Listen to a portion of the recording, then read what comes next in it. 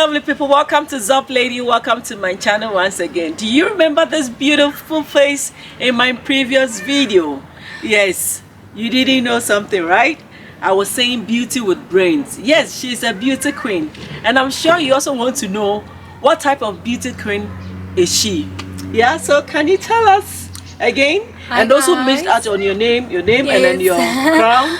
Hi everyone, my name is Rikhli and I am the first princess of Pretoria 2023. So I'm the reigning princess this very year.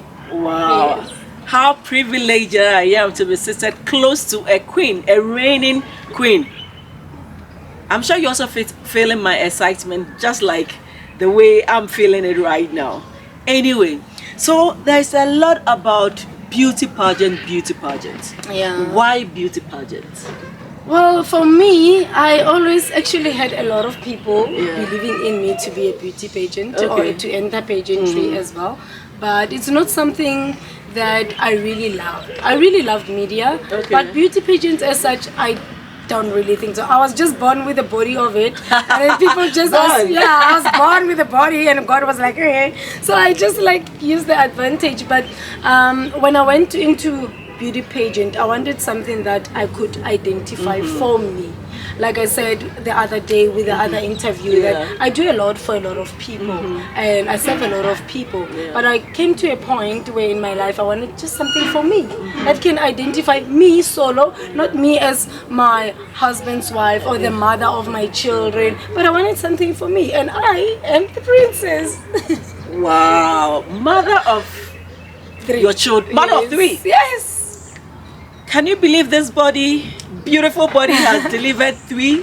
Yeah. Well, delivered two, but mother of three. Mother of three, so meaning one you adopted. Yes, God bless definitely. you. Thank you so much. But you know, Lovely.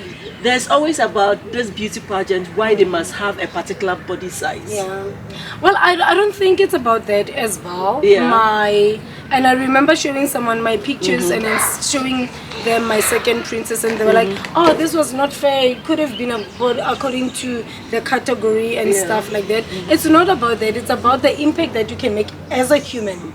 Depending what body shape you are in, what color of your skin you're in. So it's just more of a person than what kind of a body you are in. So Wow. Okay, so now dive a bit deeper.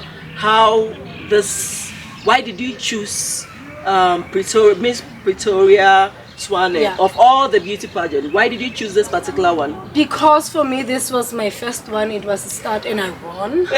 Your first, and you won. Yeah, yes. Wow.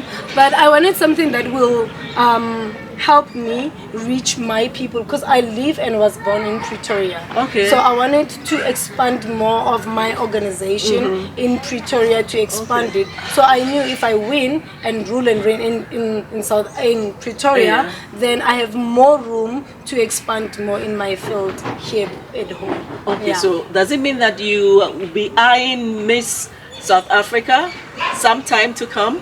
I am thinking about it. I think I am thinking about it.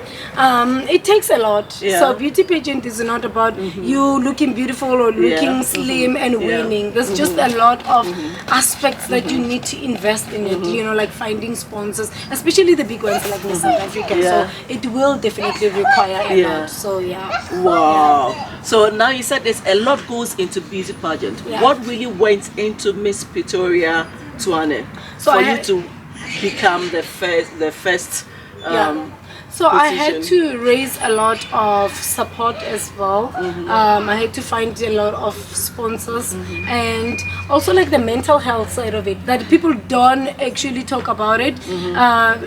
Pageantry takes a lot of mental health, because you probably think it's a competition. So it takes one woman to compete with the other woman, and you look at that, it's like, what is this? You know, I need to be mentally fit so that at the end of the day, win or lose, you're still my sister. If you win, if I don't win, you're still my sister. I can celebrate other people. You know, your physique, you know, your posture. It takes a lot of training, and thank God that I had someone who just volunteered to be my mentor and my beauty pageant advisor in marketing, also in helping me how to walk and all that. So now I walk. Now I walk. Okay, so now you said mental health and it's a lot of competition. Yes. Now, what was your unique value proposition that made you win the crown? I was actually crowned 3 times. I don't know if you know this. No. I was crowned as Mrs. Pretoria 20, Mrs. Personality, Mrs. Overall Personality. So overall meaning this hit Pretoria, Johannesburg and Gauteng. So my personality gave it all. So that's why I say I don't really think I was born to be a beauty queen, but I had it in me. Definitely there's a sprinkle something in there. So it takes like, it also like, you know, my psychological health, you know, being mentally well, and you know, just like self posture. Most of the time it was like self posture, and how I was authentic along the way. I was just being there and being myself, and that's why I won the Mrs. Personality, because honey, hello. Wow. So what advice will you give to other young women who are going into such beauty pageant? Yeah. What are some of the clues that you would like to give away so that when they are in there they can take up? You know, also with beauty pageants as well, it took a lot of community work and community development, which is something I'm very passionate primarily about. So for me, I would advise people, don't go there. Yes, it's a competition, and in a competition there's a win and a lose, right? Yes. But be mentally healthy to an extent, be mentally mature. You know, it takes maturity as well. And you don't win, like I said, because you're beautiful. You win because you're mature enough to build society and community. So let that be your first priority. Like for me, I founded my organization way back, and when I entered the beauty pageant, it was just like a sprinkle on top. It was something that I wanted to do for me to boost that. So find your purpose, rule and reign in your purpose, and know that whether I win or lose, I still have my purpose. So my purpose is not in my crown. My purpose is not in this belt that I'm wearing. I know who I am before I wear this crown and this sash. Yes, I find something intriguing about your title. Yeah. What I know, maybe you have to educate me on it, is they call it Miss, but yours is Mrs. What is the difference between the Miss and Mrs. pageant that you So Mrs. is all married woman. You see, now you have to probe further, because I'm like, what other is Mrs. Yes. Okay. So like also with South Africa, there's Mrs. South Africa and Miss South Africa. Oh really? Yes. I didn't know this. All the categories. So this is also for married women. Yeah. There's married and previously married. Okay, so both divorced. Okay. Yes, yeah. So Mrs. is all the married women. There's Miss as well, and there's Miss Junior, and there's Teen Junior, and there's Teen. This is Miss really Teen news to me, yeah. because I was like Mrs. Yes. So talking about Mrs., how she looks pretty young, and then she's been married for how many years? I've been married for 7 good years. 7 good years. Can you imagine this? I'm sure we all don't want to know her age, right? Or you want to know how old she is to have been married for 7 years. I'm one person. You know, people are like, no, a lady never tells her age. Guys, I'm 32. With a lifetime of experience. I have experience in life. Are you joking? Already when I was 8, I wanted to turn 30. I always wanted to be a grown-up. I always wanted to mature, have children, raise children, build communities. So it was psychological. It was already in your mind. I mean, the conversation is getting so interesting, and there's one question that I want to really ask you. Yeah, what are some of the highlights of being crowned a beauty queen? Wow, it's that that I got from myself, that I said yes to something and then I got it. So one of the highlights is that it's not like I always knew that I would win kind of thing, but you know, when you're looking for something and you find it and you're like, this is just a highlight of what more can I do, what more is in store for me, how much more can I impact, you know, how much more can I give the authenticity of myself in my community, building society, building Pretoria. So is that assurance that I got, that is like, don't sit in the unknown. Don't be like, what if I lose, what if I don't enter? Don't sit in the unknown. Try something, maybe it will work. And if it doesn't work, you already have walked the journey and had the experience. And so, you know, next time what to do better. This lady is deep. You know, beauty with brains, they say. I mean, you said you have to be honest. So now I'm also going to ask you a question that I demand an honest answer. Yeah. What are some of the lows of being crowned Mrs. Mrs.? Expectations. Expectations. Sometimes I remember one of my friends said, hey, you don't have to wake up and wear makeup and go to Pick and Pay. Sometimes nobody notices that you're Mrs. Pretoria at Pick and Pay, And then I'm like, no, people will notice, So some of the lows is like expectation. People will be like, oh, because you're Mrs. Pretoria Tony, you must do this and this and this. And I'm like, no. This is not authentic. This is not me. This is not my calling. It does not mean that because now I'm crowned, I must step out of my courage. So I'm one person. Given the body that I have, I will never do a lingerie modeling. Why? I feel like I still have the thing that my body doesn't belong to me. It belongs to God. And I still need to cover it, although, So I believe in modesty. A lot of models, they don't believe in modesty. You can be a woman, you can be beautiful and be modest. You don't have to be half naked or walk naked and stuff. So some of the lows is that people don't want to sign you up because you don't want to reveal your underwear, you don't want to do an underwear shoot. And some of the lows is that I don't know, like not getting sponsors as well. People be like, what is this? No, I don't understand. I'm like, no, let's understand it together. Let's sponsor me. Let's work a journey together.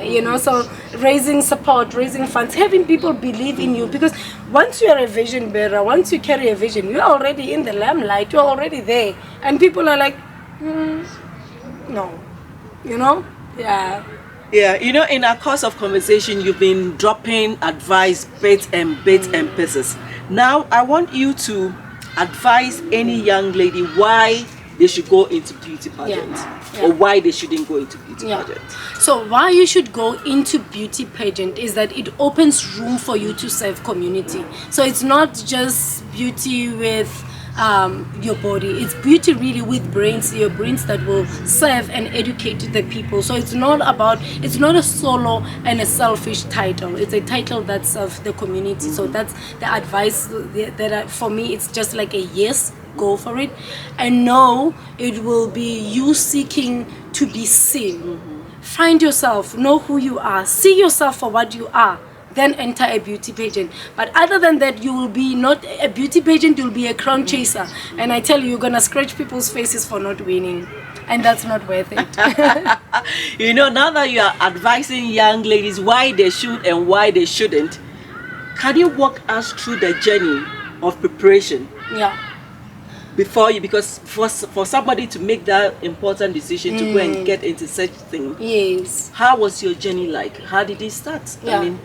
So like I said, I was looking for something for me, something that can give me personally a title. So I've walked like a journey of psychological health. I seeked who I really am. I prayed a lot, I invested a lot in myself before I could enter the beauty pageant. And when it came, I could identify, is this a real thing? Is this something that I want to pursue?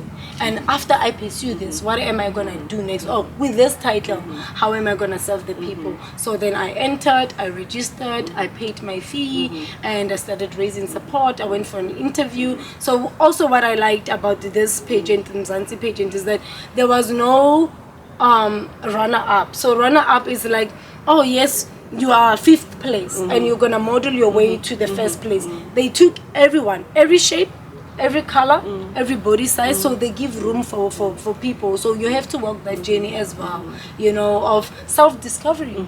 Discover who you are, what do you want, what is the purpose of this? Wow. Being a married woman, I mean, normally most married men wouldn't want their wives to be all out there. Did you get your husband's support? I really did. My husband paid my registration actually, and then he told me that evening that, hey, I paid it, because we were talking about it and we were like, are you sure? Give me reasons. My husband is Swiss, so he doesn't just do things, he wants reasons. And he's a mathematician. Wow. So he calculates, is this value enough? Is this purposeful? Oh my goodness. And I'm South African. I'm like, let's just do it.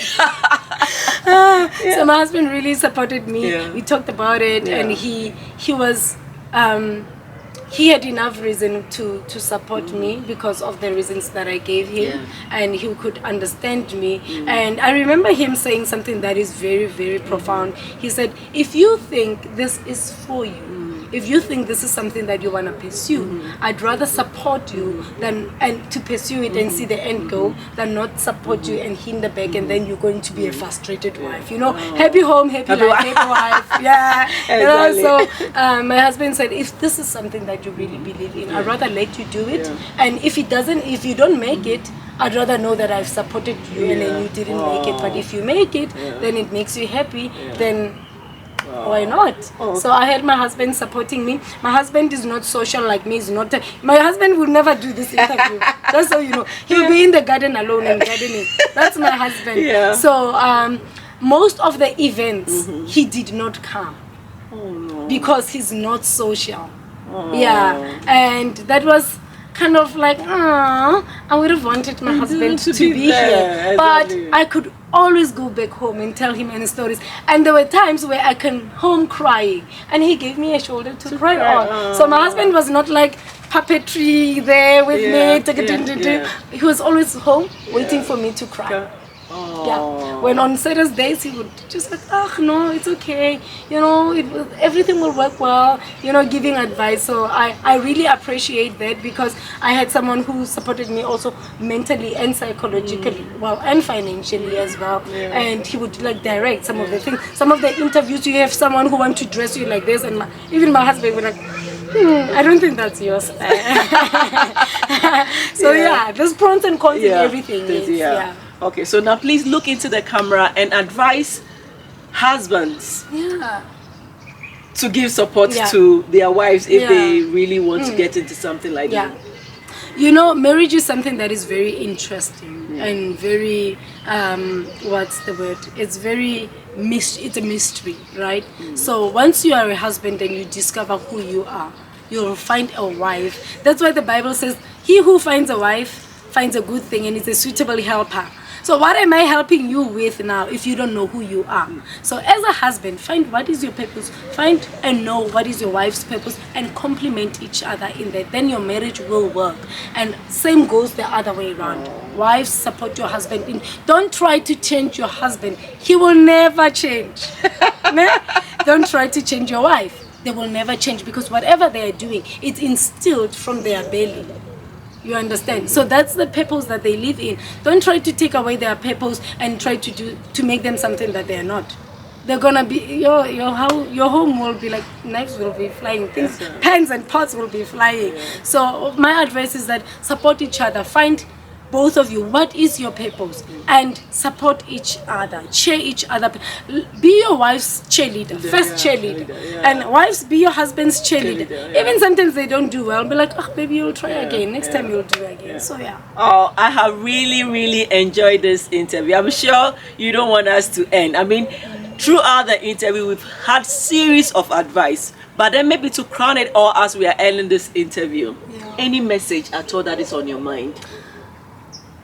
Purpose. Live in your purpose. It does not matter what.